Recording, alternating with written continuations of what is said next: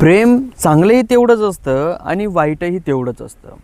प्रेम जर खऱ्या मनातून केलं आणि खऱ्या विचारानं, चांगल्या विचारानं जर केलं तर ते शेवटपर्यंत चांगलंच राहतं.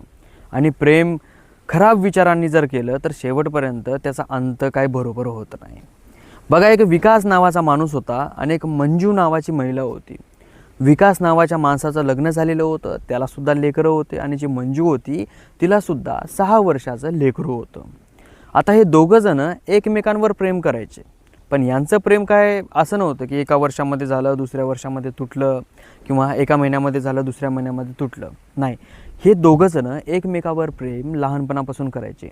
जेव्हा हे शाळेमध्ये शिकायला होते त्या वेळेसपासून दोघं जण एकमेकांच्या रिलेशनमध्ये होते आणि तेव्हापासून आत्तापर्यंत यांचं एकदाही ब्रेकअप झालं नाही.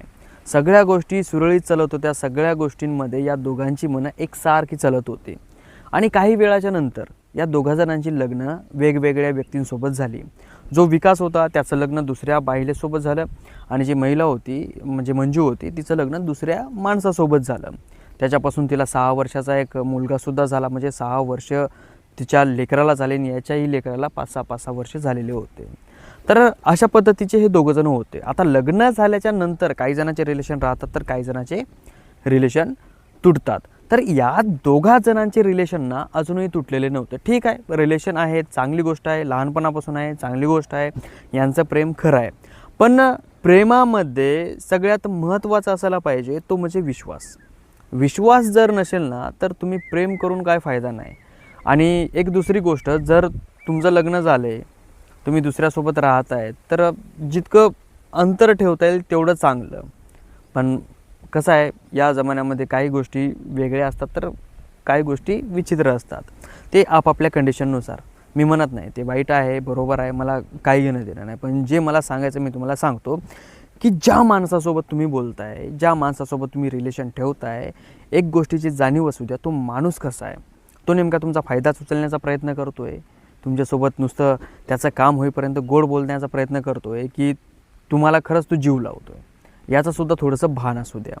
तर या दोघा जणांचं रिलेशन लग्नाच्या नंतरही चालू होतं. आता रिलेशन चालू असल्याच्या नंतर जो विकास होता त्याच्या कानावर एक गोष्ट मंजूच्या बाऱ्यामध्ये आली. आता विकास बावचाळला. आता बघा, कधी पण आपण जर एखाद्या व्यक्तीवर प्रेम करतो आणि आपल्याला असं समजतं की आपण ज्याच्यावर प्रेम करतो तो दुसऱ्या कुण्यातरी व्यक्तीवर प्रेम करतो, तर आपल्या तळपायाची आग आपल्या मस्तकामध्ये जाते आणि आपल्याला वाटतं की जाऊन 2-4 लावावं, सोडून द्यावं कायमचं, मायला तोंड पाहू नये, त्याचं तिचं काही घेणं देणं नाही, असं माणसाला वाटतं. पण या गोष्टींमध्ये काही माणसं एवढे रागावतात, त्यांचा जे कंट्रोल असतो रागावर तो त्यांना कंट्रोल होत नाही. आणि तसंच विकासचं सुद्धा झालं. विकासने मंजूला फोन केला, तिला म्हणला की तू या गार्डनमध्ये मला तुला भेटायचं आहे. मग ती तिच्यासोबत तिचा 6 वर्षाचा मुलगा घेऊन आली. मग दोघंही जण तिथं गेले, बसले आणि बोलता बोलता वादविवाद व्हायला सुरुवात झाली. आता जो विकास आहे तो मंजूला म्हणायला लागला की तू ज्या व्यक्तीसोबत प्रेम करते, तू असं का करतेस, माझं तुझ्यावर प्रेम आहे, तू मला धोका दिलास, हे दिलंस. आता ती म्हणते की माझं रिलेशन नाही आहे, असं नाही आहे, तसं नाही आहे. म्हणजे यांच्या आतला जो विश्वास आहे ना तो तुटायला लागला. आता यांचे भांडणं होता होता खूप मोठे झाले. आता ते गार्डन खूप मोठं होतं, तिथं कोणी जास्त नव्हतं. यानं तिथंच मंजूवर वार करायला सुरुवात केली आणि तिथंच मंजूला संपवलं. आता तिला संपवल्याच्या नंतर हा पूर्णपणे शॉक झाला की यार, मी मारलं माझ्या प्रेमिकेला, आता मी काय करू, आता माझं कसं होणार. तेवढ्यात याचं लक्ष त्या 6 वर्षाच्या मुलावर गेलं, ज्यानं याला मंजूला मारताना बघितलं. याच्या डोक्यामध्ये अजून एक विचार आला, भयानक विचार, की मी जर याला सोडलं तर मी पोलिसांना सापडेल. पण तो विसरला की वाईट कर्माचे फळं नेहमी वाईटच भेटतात. त्याने त्याला पकडलं आणि त्यालासुद्धा मारलं.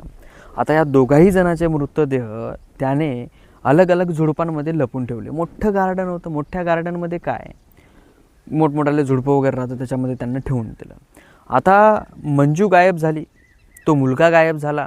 मंजूच्या घरच्यांनी पोलीस स्टेशनमध्ये तक्रार नोंदवली की भाई, माझी बायको गायब झाली आहे, माझा मुलगा गायब झाली आहे. पडताळणी चालू केली, तपासणी सुरू झाली.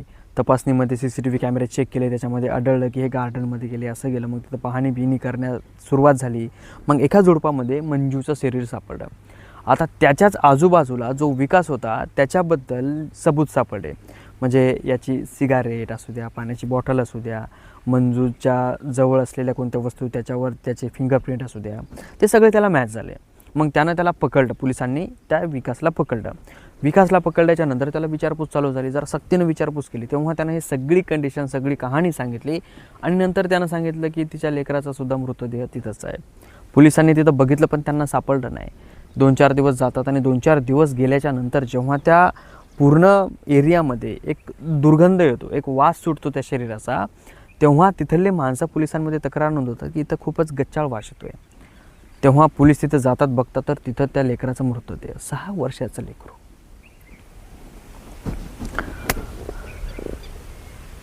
तर ही तिथली ही गोष्ट होती मंजूची आणि विकासची. रिअल घटना आहे, रिअल घडलेली घटना आहे. पण माझं एक म्हणणं आहे, ठीक आहे, तुम्ही तुमची काय काशी करायची ती करा, तुमच्या मायची गाठ. तुम्हाला लेकरंसुद्धा दिसत नाही आहेत का? पण ठीक आहे ना, तिनं तुला धोका दिला आहे, तिचं तोंड बघू नको, अख्खं आयुष्य तिला बोलू नको, दूर राह तिच्यापासून. कशाला मारायला तिच्या तोंड बघतोयस? अरे इतकंच प्रेम होतं तर लग्न करायचं, पळून जाऊन संसार करायचा. त्या लेकराला मारलं, 6 वर्षाच्या लेकराला तिला मारून टाकलं. काय घेणं ते नाही, तुझ्या काय घरी राहत होती, तुझी काय बायको होती ती, का काय होतं? लोक इतक्या बेकार पातळीवर गेलेत, लोकांच्या डोक्यामध्ये भुसा भरण्यात आलेला आहे की लोकांना काय कळत नाही. आताची जनरेशन पण तशीच आहे. त्यांना वाटतं की मी दादा झालो, तुम्हाला सगळे भिताले, गदीची गांड भितात सगळेच ना. अबे करायला गेलं तर सोपं आहे, पण नंतर जे सिच्युएशन होतात ना त्या फार अवघड असतात. रागाच्या भरामध्ये काय, तू मेरी ना हुई तो मैं किसी की ना होने दूंगा, तेरे को खत्म कर दूंगा. अरे छाटो या, तिचा जीव घेतला, तिच्या लेकराचा जीव घेतला, तू जेलमध्ये जाऊन आता साडणार आहेस. बाई जराशी तरी काहीतरी एक अशी माया असते ना.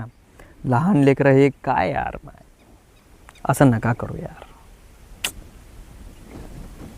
कोणत्या लाईनवरून कोणत्या लाईनवर आलो मी.